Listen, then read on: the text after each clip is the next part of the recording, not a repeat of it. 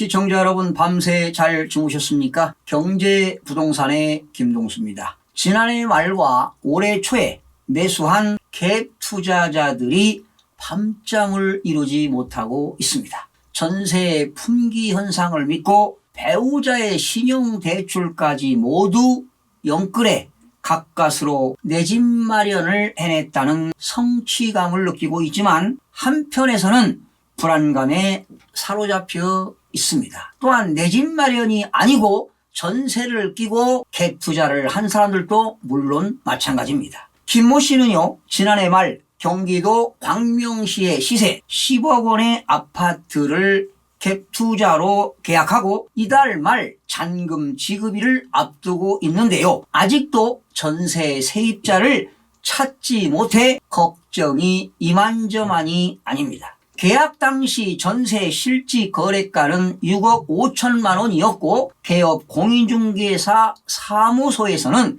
7억 원까지 전세를 맞출 수 있을 거라고 얘기해 김 씨는 3억 원을 가지고 갭 투자에 나선 겁니다. 그러나 이 지역은 현재 전세 매물이 쌓이면서 5억 원대 매물도 전세 계약이 체결되지 않을 정도로 분위기가 확 바뀌었습니다. 그러니 김 씨는 이러다 계약금 1억 원 손해를 볼까 잠이 안 온다고 걱정이 태산입니다. 지난해 말 폭등하는 전세가 추세에 갭 투자 열풍이 불었지만 2, 3개월 후 잔금을 지급해야 하는데 투자자들이 세입자를 찾지 못해 잔금 대란이 벌어지고 있습니다. 불과 3개월 전 갭 투자 당시에는 전세 대란 속에 세입자 찾기가 수월할 것으로 예상했지만 올해 초부터 전세 물량이 쌓이면서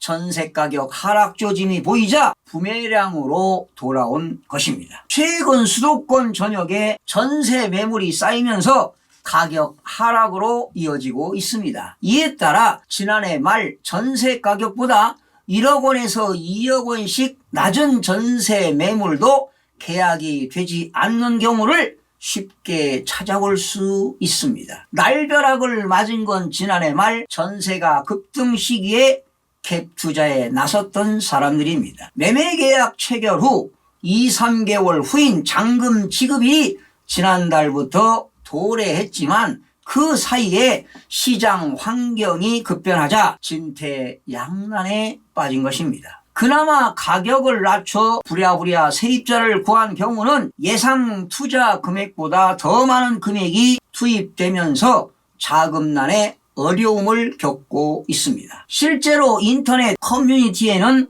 갭 투자 관련 자금 융통 방법을 호소하는 고민들이 쏟아지고 있습니다. 매도인도 속이 타들어가긴 마찬가지입니다. 매도인 A씨는 매수인이 갭 투자이고 4월이 잔금 지급일인데 아직까지 전세가 안 나가고 있어 이제 와서 매수인이 계약을 해제한다면 매도인도 난감해지는 겁니다. 매도인도 집을 매수한 상황이라 상대방에게 잔금을 치러야 하는데 미칠 노릇이라고 하소연하고 있습니다. 그러니 작금의 부동산 시장은 혼돈의 연속의 시장입니다. 이렇게 전셋값이 하락세를 보이자 급격히 늘어났던 갭 투자 건수도 다시 급감하고 있습니다. 갭 투자가 급격히 줄어드는 이유가 있습니다. 지난달 발표된 공동주택 공시가격이 8억 원에서 10억 원으로 오르면서 재산세라든가 종합부동산세 인상분이 상당할 것으로 우려되는 데다가 또한 최근 금리가 오르기 시작하며 신용대출이자 비용 부담까지 커졌습니다. 거기에 인근의 입주단지가 쏟아지면서 전세 가격이 내리고 있어 이러다 임대차 계약 만료로 임차인이 집을 나가겠다고 하면 전세금을 어찌 돌려주어야 하나 걱정들이 앞섭니다. 그러다 보니까 이렇게 갭 투자들이 삼중고에 시달리는 겁니다. 바로 삼중고에 시달리는 것은 보유세 세금 부담, 금리 인상으로 이자 비용 부담, 그리고 전세 가격 하락입니다. 여러분,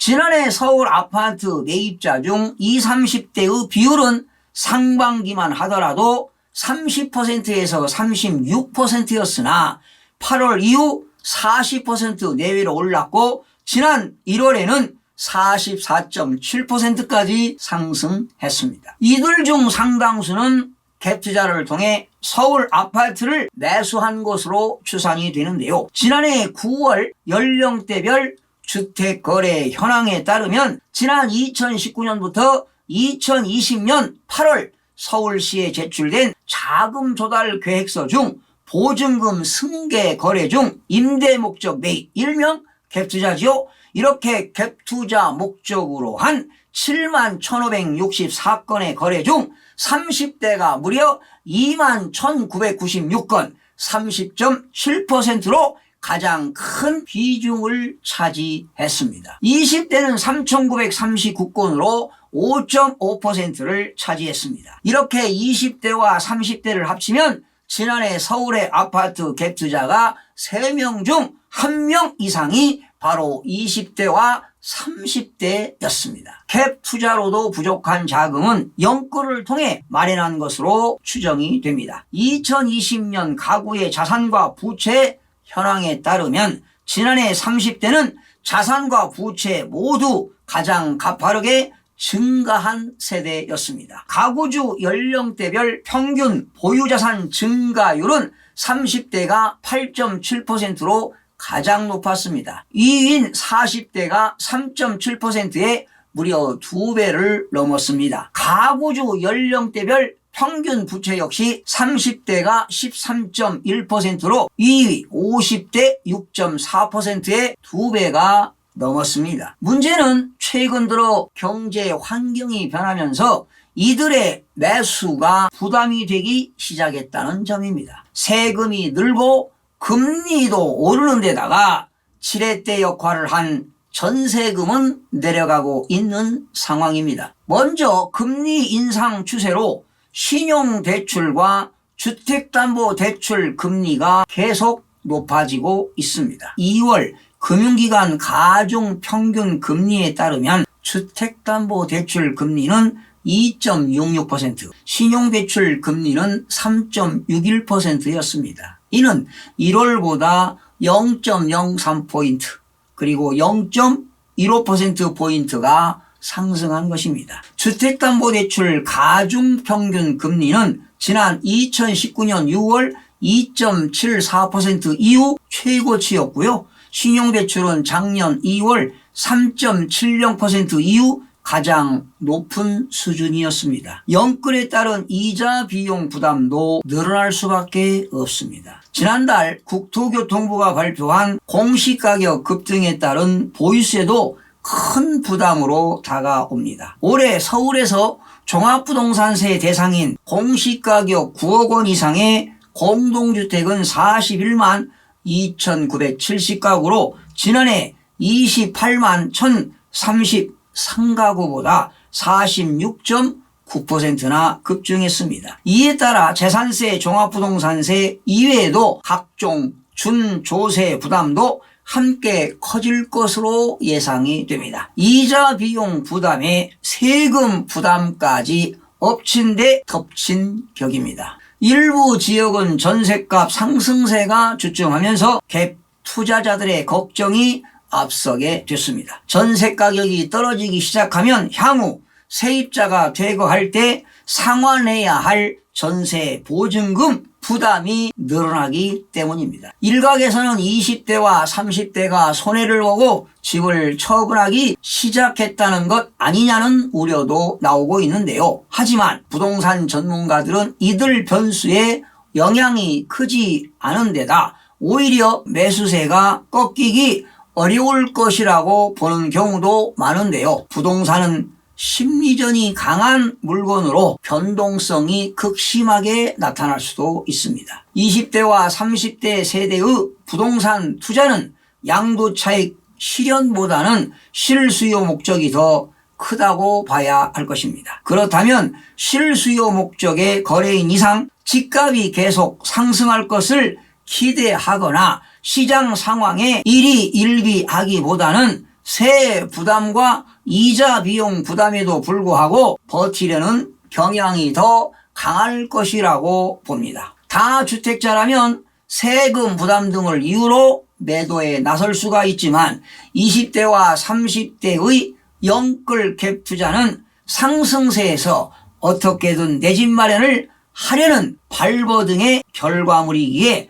부담 증가에도 처분하지 않을 것으로 보입니다. 김현미 전 국토교통부 장관은 지난해 7월부터 30대의 영끌 갭 투자가 많아지자 8월에 법인과 다주택자 등이 보유한 주택 매물이 많이 거래됐는데 이 물건을 30대가 영끌로 받아주고 있다면서 30대가 영끌에서 샀다는 데 대해 안타까움을 느낀다고 발언했습니다. 하지만 결과는 달랐습니다. KB 리브원 월간 통계에 따르면 김 전 장관의 안타까움과 달리 지난해 7월부터 서울의 아파트 가격은 15.7%, 액수로는 1억 4,960만 원이 오른 것으로 나타났습니다. 그나마 집값이 올라서 그들은 안도의 숨을 쉬고 있는 것입니다. 그런데 말이죠. 앞으로가 더욱더 큰 문제입니다. 그동안 집값 단기 급등에 따른 피로감에 금리 인상 및 공시가격 인상으로 인한 보유세 부담까지 늘어나 매수 심리가 꺾이면서 가격 상승폭이 축소되고 전세 가격까지 떨어지면 갭 투자들은 불가능해 보입니다. 몇 년 후에 공급 정책 확대로 지역별로 차이가 있겠지만 주택가격은 하향 안정세로 이어진다면 투기 목적으로 갭 투자를 한 사람들은 삼중고에서 헤어나지 못할 것입니다. 앞으로 투기꾼들이 좀 사라지고 서민들도 희망 있는 삶이 되기를 기대해 보면서 방송을 마치겠습니다. 시청해 주신 여러분 고맙습니다. 최선을 다하겠습니다. 마음이 드셨다면 구독, 좋아요 꼭 부탁드리겠습니다. 고맙습니다.